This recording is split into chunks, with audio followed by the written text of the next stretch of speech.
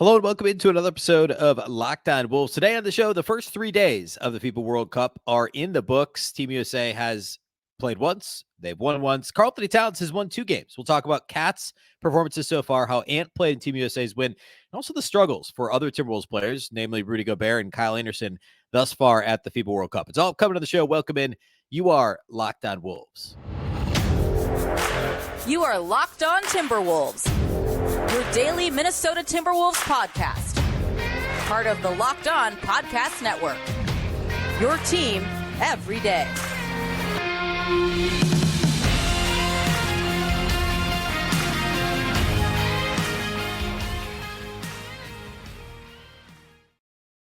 Welcome to the Locked On Wolves podcast, part of the Locked On Podcast Network, your team every day. My name is Ben Beecken. I'm the host of Locked On Wolves. Today's episode is brought to you by our friends at FanDuel Sportsbook, the official sportsbook of Locked On. Make every moment more. Right now, new customers can bet $5 and get $200 in bonus bets guaranteed. Visit FanDuel.com/LockedOn to get started. Happy Monday, everybody. Hopefully you had a fantastic weekend. And perhaps while you're listening to this, either Team USA just finished playing game 2 or maybe they're currently playing, more likely than not when you're listening to this if it's Monday morning. But today on the show, we're talking all things FIBA World Cup. Through the weekend, USA had only played 1 game. Karl-Anthony Towns, though, 2 games in the books. Rudy Gobert, 2 games in the books. We'll talk about Kyle Anderson in China. That's what today's show is all about. A big thank you here off the top, though, for making Locked On Wolves your first listen every day. Of course, this show is free and available everywhere, including YouTube, as well as all of your favorite audio platforms. Wherever you like to listen to podcasts, you can find Locked On Wolves. You can also watch on the Locked On Sports Minnesota app on both Roku or Amazon Fire TV. This show and all the other Minnesota Locked On podcasts are available there. More great local sports coverage 24/7 for free. Download the Locked On Sports Minnesota app today on Roku and Amazon Fire TV. You can also follow on Twitter at Locked On T-Wolves and also at Beecken. That's with 2 B's, 2 E's, CKEN. All right. FIBA World Cup started on Friday. Team USA didn't play until Saturday morning. It was like 7:30, 7:40 Central Time. Hopefully you got a chance to watch that game. And then also Monday morning, roughly the same time. Although the Wednesday game for Team USA is at like, I think it's at like 5 or something, 5 a.m. Central. So we'll see whether or not I get the opportunity to watch that before I podcast on Wednesday morning, TBD on that. But today's show, I want to talk about, well, either way, we'll talk about Monday's game on Wednesday, right? But I want to talk about Saturday's Team USA game. Also, Cat has been dominating for the Dominican Republic. We'll talk about that here in a minute. We'll also talk about Slow-Mo and Rudy Gobert. Let's start, though, with Team USA. Not only is Anthony Edwards playing for Team USA, but, hey, we're rooting for Team USA at FIBA World Cup, right? Team USA beat New Zealand on Saturday morning. The final margin was not close, but the game itself was actually really competitive overall. And of course, Team USA is ranked 2nd in the world. We talked about this a little bit the other day, but basically that ranking has to do with all of the international competitions going back up to 6 years. And yes, the US has won some stuff, but they've also finished 3rd. They finished 7th in the World Cup back in like 2019, which still impacts the ranking and all that stuff. So that's why Team USA is 2nd and Spain is 1st. But Team USA had a good draw coming into the tournament. New Zealand is 26th in the world, ranked 26th. And the Monday game is against Greece, who's ranked 9th. So definitely a tougher draw, although no Giannis Antetokounmpo, of course, playing for Greece. So certainly a game Team USA should win. But on Saturday morning against New Zealand's a team that doesn't have they don't have NBA talent on that roster, right? I don't believe they have anybody on the roster that's appeared in the NBA. I'm trying to remember. I don't think that there's anybody there. And yet, early in the game, New Zealand had a 10-point lead in the first quarter. And the concern was, as it always is for Team USA, right? Coming into these games overconfident and or lackadaisical because of that overconfidence, just assuming that you're going to be able to win simply based on, superior talent, which is obviously superior talent, right? But it's just like a defending champion in any sport coming back the next year. There's a target on your back. You're going to get the opposing team's best shot every single night. And that's what happens when you're on Team USA. And early on, that's all it took for New Zealand to build a double-digit lead. Second quarter, actually really end of the first quarter, the U.S. pushed back a bit, but certainly in the second quarter. And I mean, honestly, Anthony Edwards struggled to start the game. Like, it was actually the unfortunate side of classic Anthony Edwards, and we've talked about this on the show a bunch, and I keep using the same example, so bear with me if you've heard me say this before, if you're a regular listener to the show, but I go back to that Saturday matinee, the second to last game 81 of the regular season against San Antonio, when Anthony Edwards just did look like he wanted to be there, back the second to last game of the regular season. And then the next day, Sunday, against the Pelicans, a very important game, he obviously shows up to play. It was fantastic in the playoffs. And that's just the most recent example that we saw lackadaisical Ant being in game 81 of the regular season before play-ins and before the playoffs. But there's a handful of those during the season where it's a quote-unquote winnable game, or a game the Wolves are favored in, they should win, and Ant doesn't play with that same Ant fire that we see so much of the time. And that's what happened early in the game. He turned the ball over. There were a couple of really bad Ant turnovers early in the first quarter. Like, just, there was one, he just had the ball taken from him. That other, he basically just dribbled it right into the defender. Like, it was just a loose dribbled it right into the defender. Ended up actually with 5 turnovers in this game. But those 2 early really stood out as just not bad decisions, just lackadaisical carelessness, right? Which is, I realize, redundant, but that's what it was. It was careless. It was lackadaisical, however you want to say it. And it wasn't the only culprit. The team in general was obviously sloppy. That's how you get down by 10 to New Zealand. But Anthony Edwards, specifically early in this game, it took him a minute to get going. Now, he had, I think, 10 at halftime, so he got going a little in the second quarter, but certainly second half was when he kind of, I guess he only had 4 points in the second half, but he asserted himself a little bit more defensively, certainly in the open floor as a distributor. And again, the thing that has impressed me the most, and I've said this after almost every Team USA exhibition game earlier in the month, the most impressive thing has been Ant's decision-making and passing prowess in international play. And he only had 3 assists to the 5 turnovers, but I thought the decision-making was good. He had that one play late in the game. The U.S. was up 12 or 14, and I think Paolo Banchero just had a block, and Ant came down the floor and could have taken his guy, probably could have gotten to the basket, but waited a beat. Banchero was trailing the play, got him the ball, and Paolo ended up making a tough shot in the paint. And Banchero, by the way, was probably the best player on the floor in this game. He was fantastic. But it was again an example of good feel by Anthony Edwards. And that is the one area that I keep saying he improved last season, even if the efficiency wasn't all that much better, even if the defense was better, but maybe not that much more consistent. There were a lot of areas that Ant didn't improve significantly in, but I thought the feel and decision-making in general, at least when it comes to passing the basketball, was much improved last year for the Timberwolves, and we've seen it on display in FIBA so far for Ant, albeit mostly in exhibitions, but then now in Game 1 against New Zealand. Anthony Edwards' ability to know where and when the ball should be delivered, and not simply call his own number all the time, but still obviously pick his spots, because that's the guy he is, right? He is the guy. As we talked about last week, Steve Kerr and Team USA are acknowledging he is the guy on this team, and he's going to be the guy for the Timberwolves for the foreseeable future. But knowing when it is time to defer, or when the right basketball play is to make the pass. It might not be the big moment at the end of the game, right? But if it's those moments leading up to the big moment, he knows where to deliver the ball and when. And I thought Ant did a really good job with that again in this game. And I know the 5 turnovers to the 3 assists, but again, actually passing the ball, I think only 2 of his turnovers were him passing the basketball. We saw, there was a travel early in the game too, actually. So that actually happened before the 2 where he just, I think first possession he traveled. So 3 of his 5 turnovers were in the first quarter at least. 2 were just giving the ball up with a loose dribble. Another was the travel. So those are just careless, right? And they still count the same. So we can't completely excuse them. But the decision-making, again, was sound for Ant. He finished with 14 points, which was only, I guess it was second on the team in scoring. 5 of 10 shooting, 5 of 7 on twos, missed all 3 of his 3-point attempts. Got to the line 7 times, but we saw some of those free throw issues that we saw last year, late regular season with the Wolves, kind of crop up again. He's been solid in exhibition for FIBA, but just 4 of 7 at the line. 7 rebounds, which is really nice to see. 3 assists, 5 turnovers, and 1 steal in this game. I want to talk a little more Team USA, what else went right, and a couple more notes on Ant next, and then we'll get into Cat and the Dominican Republic. We'll get into Kyle Anderson. We'll get into Rudy Gobert. All the Timberwolves-related goings-on that we've seen so far at FIBA World Cup. So we'll do that here next. Today's episode of Locked On Wolves is brought to us by our friends over at FanDuel. Get ready for the NFL season with incredible offers from FanDuel, America's #1 sportsbook. Right now, new customers can bet $5 and get $200 in bonus bets guaranteed. Plus, all customers who bet $5 will get $100 off NFL Sunday Ticket from YouTube and YouTube TV. Now is the best time to join FanDuel. The app is easy to use. You can be on everything from spreads to player props and more. And again, that deal is unbelievable, by the way. If you haven't already gotten an NFL Sunday Ticket, this is the way to go to get it. Of course, it moved to YouTube TV now instead of where it used to be. So again, just go bet $5 at FanDuel, and you'll get $100 off NFL Sunday Ticket. You'll also get $200 in bonus bets. Now's the time to do it. Just visit FanDuel.com/lockedon. If you're watching on YouTube, it's at the bottom of your screen right there.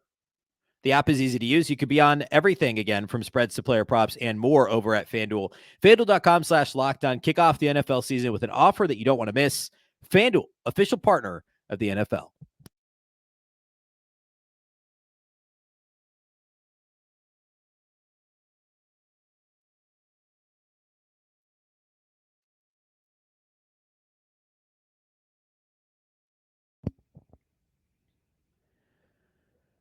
A big thank you once again for making Locked On Wolves your first listen every day. Of course, every day as we're going to keep talking FIBA World Cup. Wednesday, we'll talk about Monday's game and maybe even Wednesday morning's game if I can get the game watched before I record the show.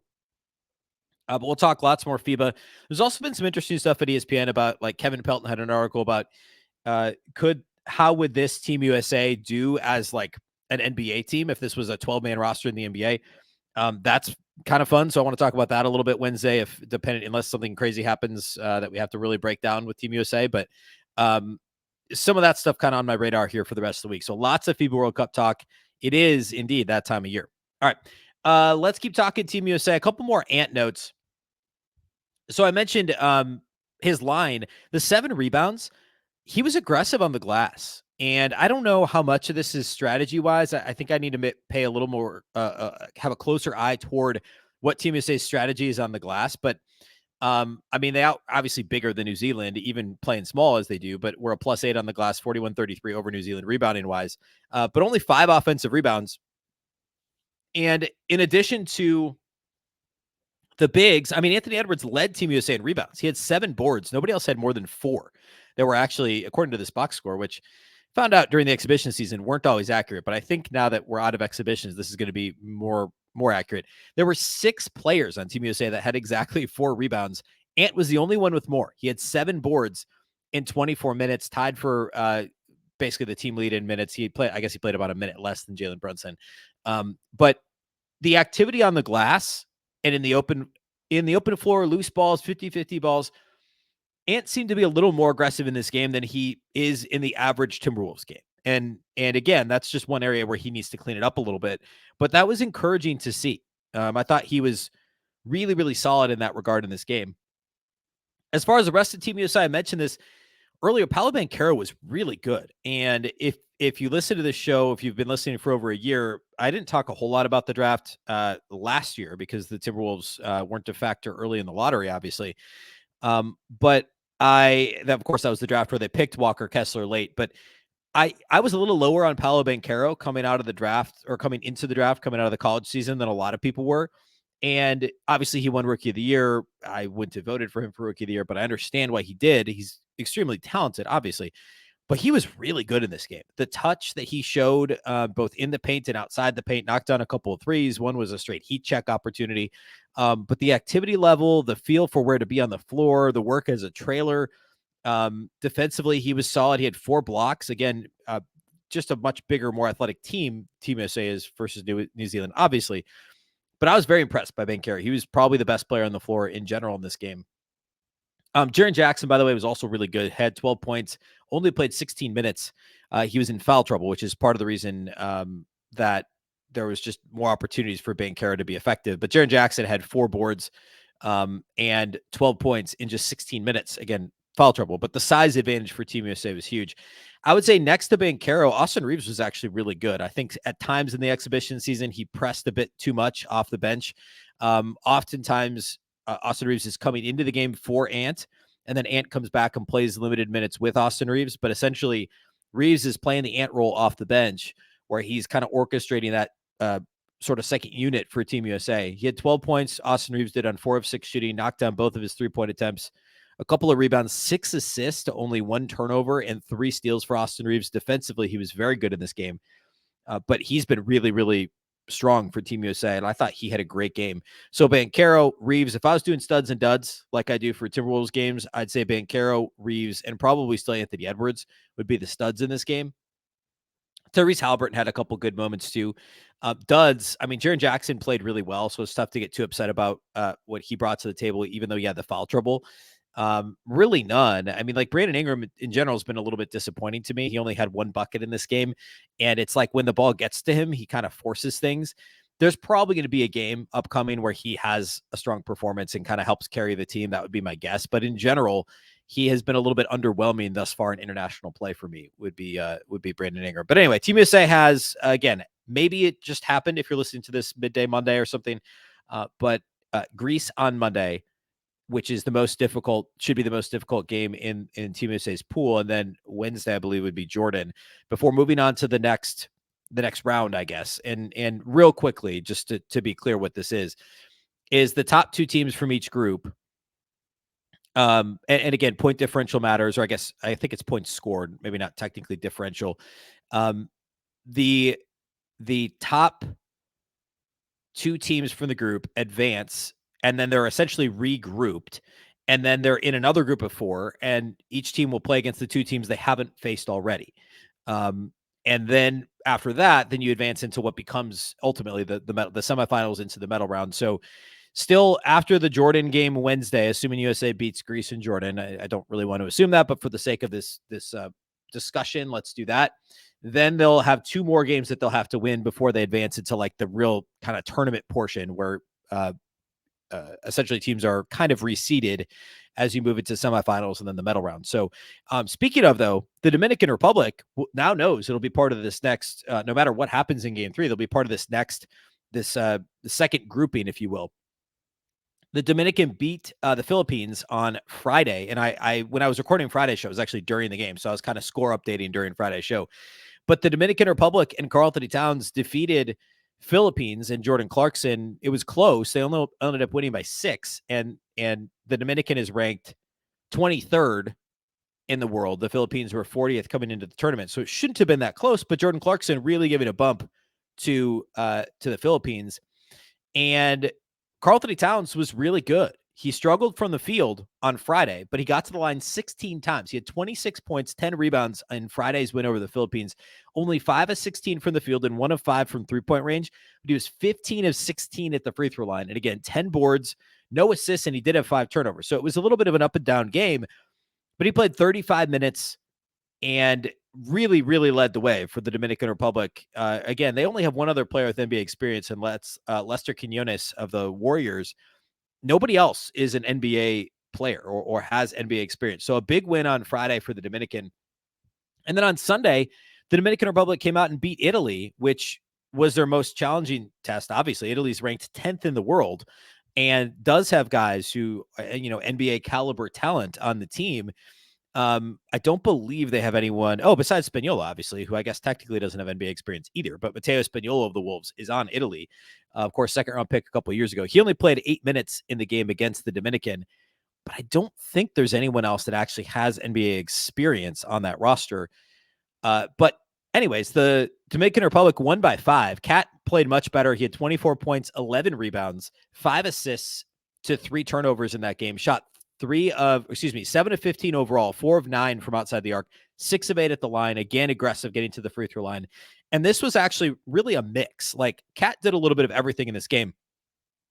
He shot the ball well off the dribble, which we know he can do. He attacked a little bit, but also the distributing, again, 5 assists. But the ability when teams were like, he's obviously the guy to key in on if you're the opposition facing the Dominican Republic at FIBA.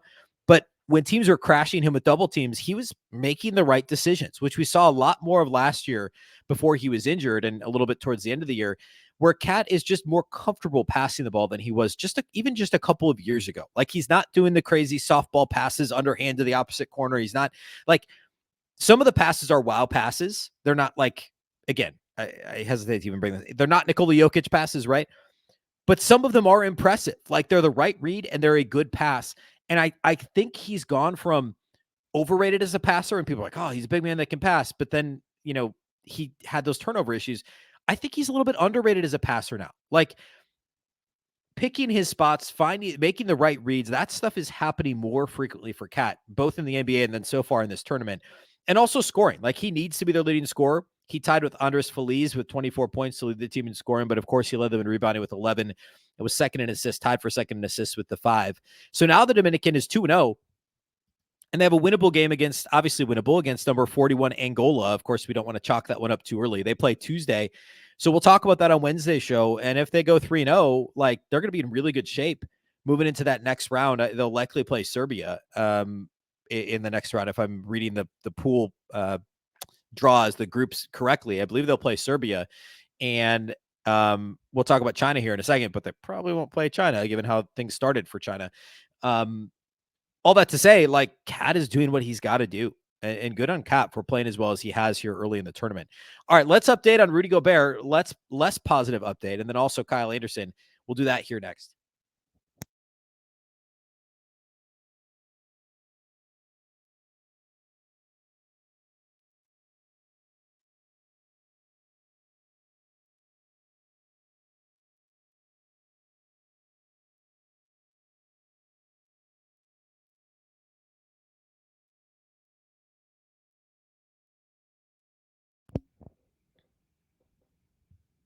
All right, for as well as things have gone so far in the FIBA World Cup for Karl-Anthony Towns in the Dominican Republic, and also Ant and Team USA through admittedly just one game, not as smooth for Rudy Gobert and France, to say the least. Coming into the tournament, France was ranked 5th in the entire world, and of course has, I don't know that I'd say top level NBA talent anymore, but legitimate NBA talent. And obviously Gobert, Evan Fournier, and now much older, but still Nicholas Batum, an NBA player, and some other guys that have, had moments in the NBA, a couple kind of fringe NBA guys.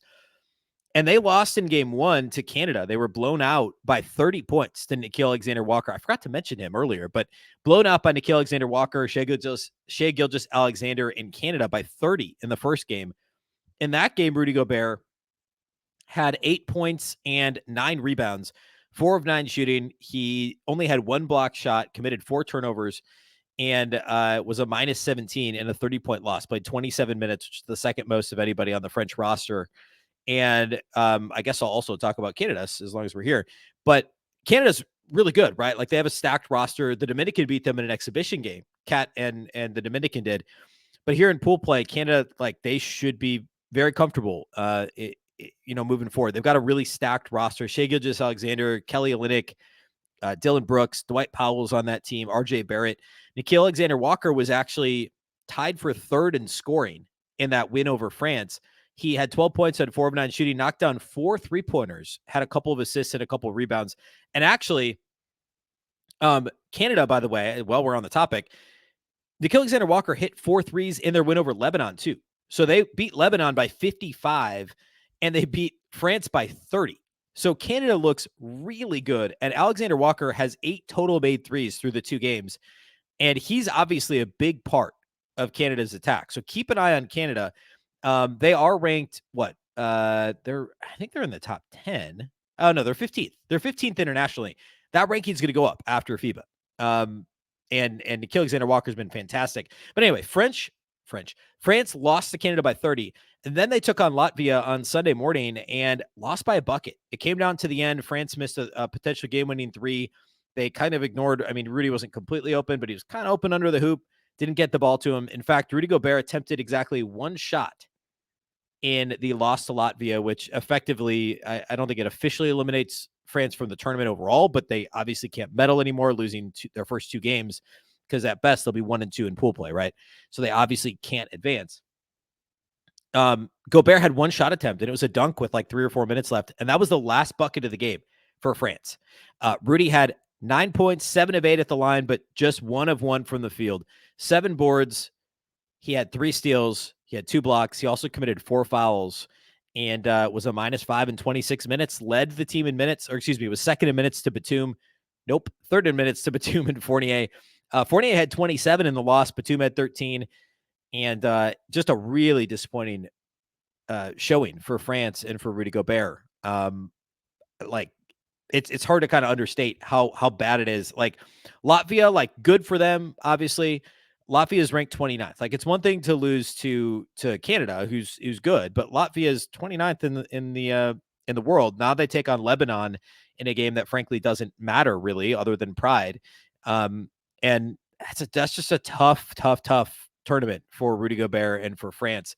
Also, Kyle Anderson is playing for China, and he was not good in China's first game. They've only played one as of me recording this. They play Monday morning around the same time that the U.S. is playing. But Kyle Anderson had no points on 0 of 9 shooting for China. 4 rebounds, 4 assists, and a steal. But he was a team worst -35 in what was ultimately a 42-point loss to Serbia. Of course, Serbia is very good. Now, no Nikola Jokic playing for Serbia.